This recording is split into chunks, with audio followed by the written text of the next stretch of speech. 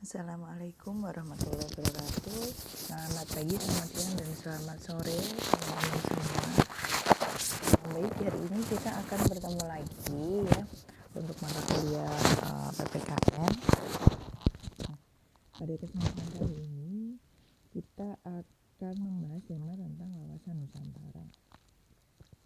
Ya, sebelum kita mulai perkuliahan, seperti biasa kita awali dengan bacaan umum kitab terlebih dahulu.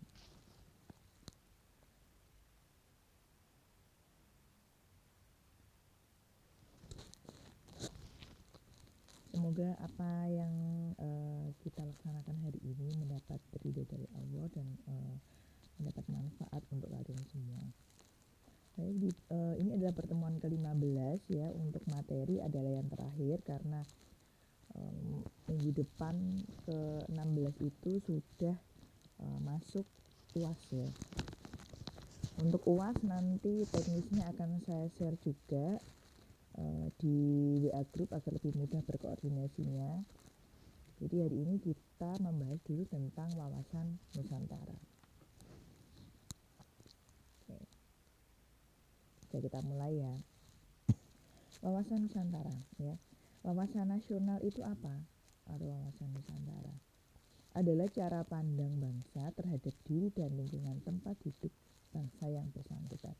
Jadi bagaimana wawasan kita atau cara pandang kita terhadap bangsa Indonesia kita ya di dalam lingkungan bangsa kita sendiri. Nah, bagi bangsa Indonesia sendiri, wawasan Nusantara itu telah menjadi cara pandang sekaligus konsepsi di dalam berbangsa dan bernegara. Ia menjadi landasan visional bangsa Indonesia ya. Jadi wawasan Nusantara itu landasan visionalnya bangsa Indonesia.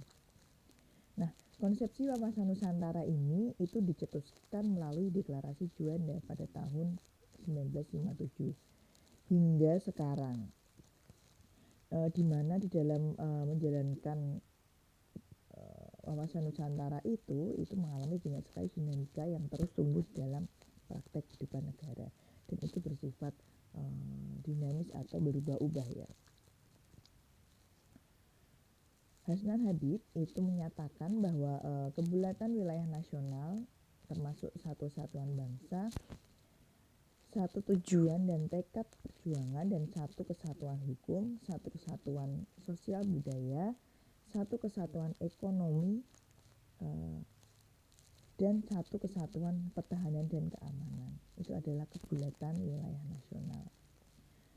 Usman berpendapat juga cara pandang bangsa Indonesia mengenai diri dan tanah airnya sebagai negara kepulauan dengan semua aspek kehidupan yang beragam. Semua aspek kehidupan ini apa saja? Banyak sekali ya.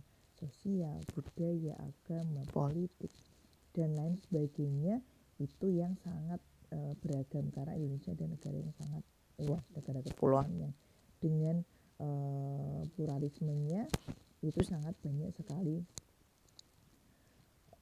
keberagaman yang ada. Kemudian menurut MPR tahun 98, wawasan Nusantara sendiri adalah cara pandang dan sikap bangsa Indonesia terhadap diri dan lingkungannya, di mana itu dengan mengutamakan persatuan dan kesatuan bangsa serta kesatuan wilayah di dalam penyelenggaraan kehidupan bermasyarakat, berbangsa, dan bernegara. Nah, yang diambil dari MPR ini adalah kesimpulan ya tadi ya, dari apa yang dikatakan Usman dan Habib juga, jadi cara pandang terus kemudian disatukan dengan apa pendapat Habib itu tadi, Hasnan Habib ya, dengan mengutamakan persatuan dan kesatuan bangsa di dalam hidup bermasyarakat, berbangsa, dan bernegara.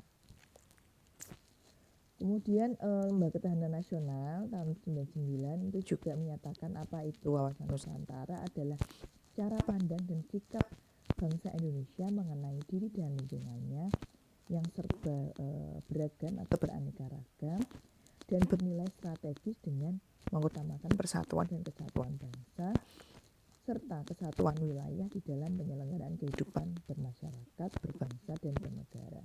Untuk apa? Yaitu untuk mencapai tujuan nasional bangsa Indonesia sendiri. Kemudian kenapa sih kita perlu tahu tentang wawasan Nusantara? ya, kalau ada istilah tak kenal maka tak sayang ya. Jadi kita jika ingin mencintai negara kita ya kita harus mempunyai wawasan Nusantara yang baik. Sama kalau kalian ingin mengenal pasangan kalian, misalkan juga harus tahu tentang pasangan kalian itu seperti apa. Sama halnya seperti itu. Nah, kenapa perlu wawasan Nusantara? Nah, ini di latar belakangnya oleh latar belakang sejarah, sosiologi, politik, dan bangsa Indonesia. Lahirnya konsepsi wawasan Nusantara sendiri itu bermula dari Perdana Menteri Insinyur Haji Juanda Kartawijaya pada tanggal 13 Desember 57 yang selanjutnya disebut dengan Deklarasi Juanda itu. Isi deklarasi tersebut adalah lebar laut teritorial Indonesia 12 mil yang dihitung dari garis yang menghubungkan pulau terluar Indonesia dengan garis teritorial yang baru ini, wilayah Indonesia menjadi satu kesatuan wilayah. Ya. Laut di antara pulau bukan lagi sebagai pemisah karena tidak lagi laut bebas, tetapi sebagai penghubung pulau. Itu awal mula dari wawasan Nusantara. Nah, wilayah Indonesia sebagai suatu kesatuan itu mempunyai keunikan. Ya. Apa keunikan Indonesia dibandingkan dengan negara-negara lain? Yaitu satu, bercirikan negara kepulauan atau archipelago state. Ya, banyak sekali pulau-pulau yang ada di Indonesia, bahkan pulau-pulau kecil yang ada di Indonesia itu sangat amat banyak sekali ya, dan tidak terhitung. Itu jika dihitung jumlahnya sekitar 17.508 pulau. Kemudian luas wilayah sendiri ada 5.192 juta kilometer dengan perincian daratan seluas 2.027, seluas 2.027 juta kilometer persegi, dan laut seluas 3.166 juta kilometer. Nah, negara kita sendiri ini terdiri dari 2/3 lautan atau perairan, baru sepertiganya berupa daratan. Jarak utara selatan itu ada 1.888 km dan timur ke barat ada 5.110 km. Indonesia sendiri terletak di antara dua benua dan dua samudra ya. Kenapa kalau dari SD, SMP kalian ada pelajaran geografi ya. Kalau yang dulunya IPS ya, itu akan belajar tentang ini juga merupakan salah satu wawasan Nusantara. Kemudian bangsa Indonesia itu terletak pada garis khatulistiwa, kemudian berada pada iklim tropis dengan dua musim, ya, musim penghujan dan musim kemarau. Ya, ini soal tentang iklim-iklim ini sering keluar ya pada saat ujian-ujian di pendidikan dasar dan menengah. Kemudian menjadi pertemuan dua jalur pegunungan yaitu Mediterania dan Sirkumpasifik. Kemudian berada pada 6 derajat lintang utara hingga 11 derajat lintang selatan dan 95 derajat bujur timur sampai 141 bujur timur. Wilayah Indonesia sendiri itu merupakan wilayah yang subur dan habitable. Habitable itu apa? Adalah bisa atau cocok untuk dihuni. Ya. Lalu juga kaya akan flora, fauna, dan sumber daya alam. Itu terbukti dari keanekaragaman flora fauna yang ada di Indonesia ya. Akhir-akhir ini banyak sekali yang hobi dengan bunga ya. Itu keanekaragaman bunga kita berbagai jenis sudah tidak terhitung ya. Fauna juga sangat banyak sekali, ada yang khas dan di negara lain tidak ada. Kemudian dengan sumber daya alamnya yang beraneka ragam dan khas. Kemudian bangsa Indonesia sendiri itu sebagai kesatuan juga mempunyai keunikan, yakni memiliki keragaman suku. Di data BPS 2010 itu ada sekitar 1.128 suku bangsa. Dan saya yakin itu masih banyak lagi suku-suku yang belum terdata. Ini 2010 datanya, nanti 2020 bisa lebih banyak lagi. Nah, jangan sampai suku-suku yang diklaim kita sendiri ini nantinya akan diklaim oleh negara lain ya. Kemudian memiliki jumlah penduduk yang besar, sekitar 242 juta penduduk di Indonesia, ini menurut Bank Dunia tahun 2011.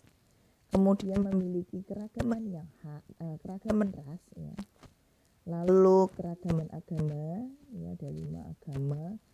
Kemudian memiliki keragaman kebudayaan sebagai konsekuensi dari keragaman suku bangsa. Jadi dari keragaman suku bangsa itu otomatis melahirkan keragaman suku-suku budaya, ya, dari suku-suku yang banyak itu. Jadi setiap suku biasanya mempunyai budaya tersendiri, sehingga jumlah budaya dan sukunya itu ya mengikuti keragaman suku bangsa.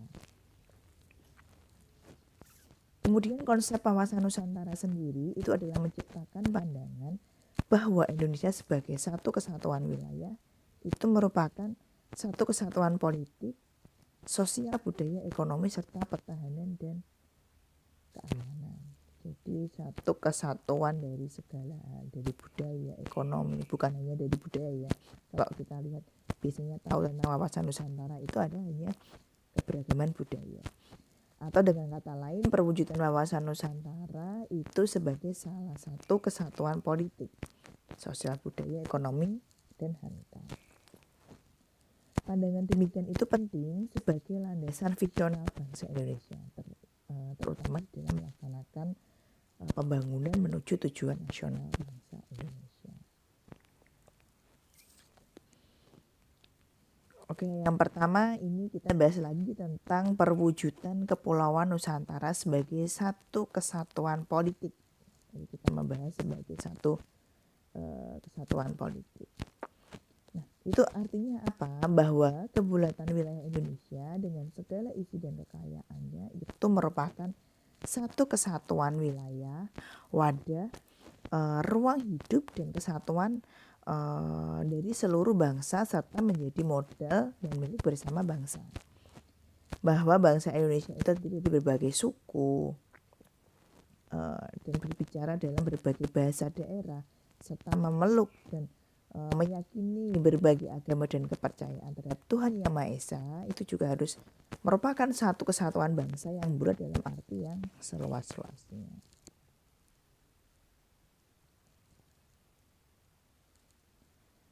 Bahwa secara psikologis, ya, ini tadi,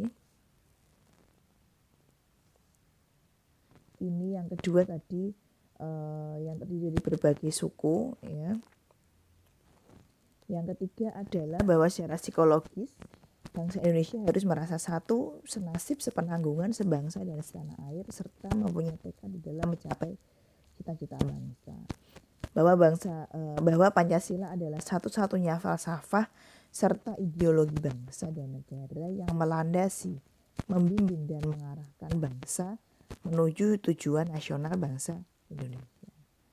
Yang makna yang kelima adalah bahwa kehidupan politik di seluruh wilayah Nusantara itu merupakan satu kesatuan politik yang diselenggarakan berdasarkan Pancasila dan Undang-Undang Dasar 45. Bahwa seluruh kepulauan Nusantara merupakan satu kesatuan sistem hukum dalam arti bahwa hanya ada satu hukum nasional yang mengacu pada kepentingan nasional itu sendiri.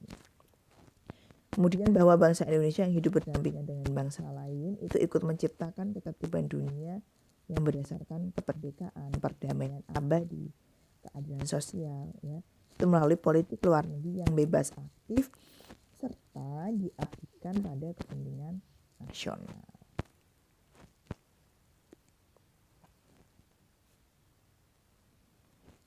Dua, perwujudan Kepulauan Nusantara sebagai satu kesatuan ekonomi. Jadi tadi kita membahas tentang kesatuan politik, sekarang kita sebagai suatu kesatuan ekonomi. Apa maknanya? Itu bahwa kekayaan wilayah Nusantara baik potensial maupun efektif itu merupakan modal dan milik bersama bangsa.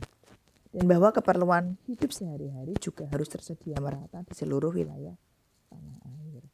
Kemudian artinya lagi sebagai kesatuan ekonomi apa? Yaitu tingkat perkembangan ekonomi itu harus serasi dan seimbang. Itu di semua wilayah, ya. Jadi harus merata tanpa meninggalkan ciri khas yang dimiliki oleh daerah di dalam pengembangan kehidupan ekonominya. asas daerah masing-masing untuk pengembangan ekonomi.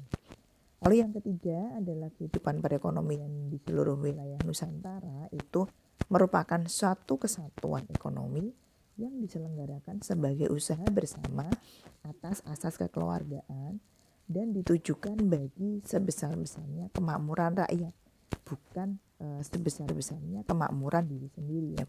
Jadi tujuan utama dari kawasan Nusantara juga sama, untuk kesejahteraan atau kemakmuran dari rakyat. Kemudian yang ketiga, perwujudan Kepulauan Nusantara sebagai satu kesatuan sosial budaya. Punya makna apa? Yaitu bahwa masyarakat Indonesia adalah satu. Kehidupan bangsa harus merupakan kehidupan bangsa yang serasi dengan terdapatnya tingkat kemajuan masyarakat yang sama, merata, dan seimbang, serta adanya keselarasan kehidupan yang sesuai dengan tingkat kemajuan bangsa. Itu adalah kesatuan sosial. Artinya seperti itu. Jadi harus tidak boleh tidak merata sebenarnya dari perwujudan Kepulauan Nusantara itu sendiri. Jadi merata satu Indonesia. Tidak ada ketimpangan antara daerah satu dengan daerah yang lain. Kemudian yang kedua adalah bahwa budaya Indonesia pada hakikatnya adalah satu, sedangkan corak ragam budaya yang ada itu menggambarkan kekayaan budaya bangsa yang menjadi modal dan landasan dari pengembangan budaya bangsa seluruhnya, dan tidak menolak nilai-nilai budaya lain yang masuk ke Indonesia ya pada era globalisasi ini, yang intinya adalah tidak bertentangan dengan nilai budaya bangsa. Hasil-hasilnya nanti dapat dinikmati oleh bangsa kita sendiri, sehingga kita harus memfilter budaya yang masuk ke dalam bangsa Indonesia. Lalu yang keempat adalah perwujudan Kepulauan Nusantara sebagai satu kesatuan pertahanan dan keamanan. Apa artinya? Yaitu bahwa ancaman terhadap satu pulau atau satu daerah itu pada hakikatnya merupakan ancaman terhadap seluruh bangsa dan negara. Ini yang lagi ramai sekarang ini adalah di Papua Barat ya. Memisahkan diri dengan alasan kurang diperhatikan atau kurang disejahterakan oleh pemerintah. Nah, itu nanti kalian bisa kasih pendapat kalian di situ. Ini yang lagi panas-panasnya. Kemudian bahwa tiap warga negara mempunyai hak dan kewajiban yang sama di dalam rangka membela bangsa dan negara. Itu adalah untuk pertahanan dan keamanan negara.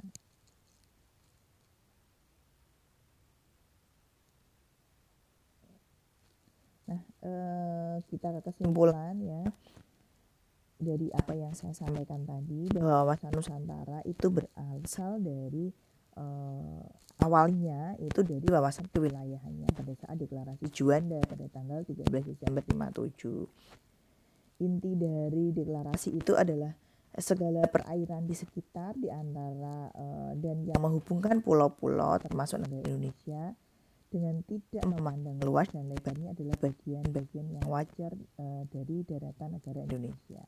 Dengan demikian, bagian dari perairan pedalaman atau nasional yang berada di wilayah kedaulatan mutlak di wilayah Indonesia itu merupakan mutlak milik negara Indonesia. Kemudian keluarnya deklarasi Juanda itu membuat wilayah Indonesia sebagai satu kesatuan wilayah ya. Itu laut bukan lagi pemisah pulau-pulau yang sangat banyak, tetapi laut sebagai penghubung pulau-pulau di Indonesia. Nah, melalui perjuangan di forum internasional, Indonesia akhirnya diterima sebagai negara kepulauan atau archipelago state. Ini berdasarkan hasil keputusan konvensi PBB tentang hukum laut pada tahun 1982. Kemudian pertambahan luas Indonesia sebagai satu kesatuan itu memberikan potensi keunggulan atau positif dan dapat dimanfaatkan untuk meningkatkan kesejahteraan rakyat Indonesia. Namun juga dari keanekaragaman bentuk wilayah kita ini juga berpotensi negatif, yaitu mengancam keutuhan bangsa dan wilayah seperti yang sebelumnya tadi saya sampaikan. Kemudian wawasan Nusantara sebagai konsepsi kewilayahan itu dikembangkan sebagai konsepsi politik kenegaraan. sebagai cara pandang bangsa Indonesia terhadap diri dan lingkungan tempat tinggalnya. Itu sebagai suatu kesatuan wilayah dan persatuan Indonesia. Nah, esensinya dari wawasan Nusantara itu sendiri adalah kesatuan dan keutuhan wilayah serta persatuan bangsa yang di dalamnya mencakup pandangan-pandangan yaitu satu misi, satu kesatuan politik, ekonomi, sosial budaya, pertahanan dan keamanan. Ya, ini wawasan Nusantara ini juga merupakan salah satu perwujudan dari sila ketiga Pancasila, yaitu Persatuan Indonesia. Rumusan wawasan Nusantara sendiri termuat pada naskah GBHN tahun 73 sampai 98 dan dalam pasal 25A Undang-Undang Dasar Negara Republik Indonesia tahun 1945. Yang di dalamnya itu Indonesia dijelaskan dari aspek kewilayahannya merupakan sebuah negara kepulauan atau archipelago state yang berciri Nusantara. Itu ada wawasan Nusantara.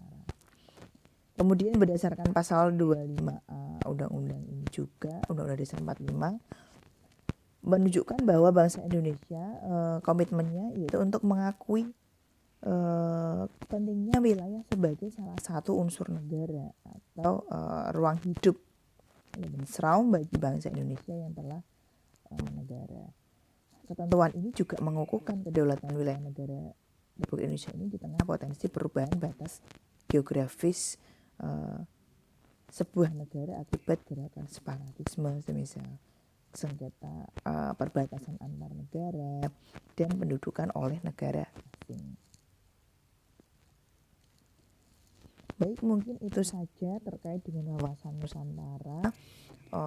Saya yakin teman-teman semua juga sudah sering mendengar ya bagaimana keanekaragaman, bagaimana wawasan kalian atau cara pandang kalian terhadap Nusantara itu adalah bagaimana kalian memandang bahwa semua itu adalah satu kesatuan, sehingga kita dengan wawasan Nusantara itu kita bisa mewujudkan visi untuk tujuan nasional bangsa Indonesia.